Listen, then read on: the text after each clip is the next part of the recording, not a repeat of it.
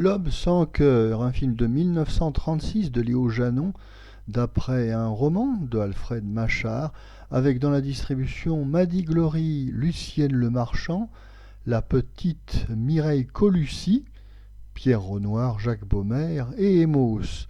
Le sujet. Pierre Renoir a été condamné à 20 ans de bagne pour l'assassinat de son associé, Jacques Baumer, qui lui avait révélé son infortune conjugale.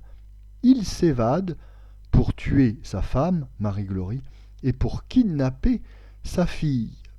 Notre avis. Le réalisateur Louis Joannon, très actif durant les années 30, va tourner ce film en deux versions, l'une en version française, l'autre en version néerlandaise, de Man Zonder Hart. Comme toujours dans le mélodrame, l'histoire n'est qu'une succession d'invraisemblances, mais c'est la loi du genre.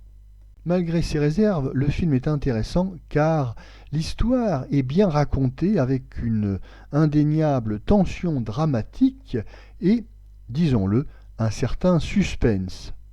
Le réalisateur Léo Joannon fait partie des bons artisans du cinéma français et il le prouve ici de nouveau avec L'Homme sans cœur. Oui, dans ce mélodrame, il évite le piège du film trop larmoyant, il y a une certaine sobriété efficace et sans mauvais goût.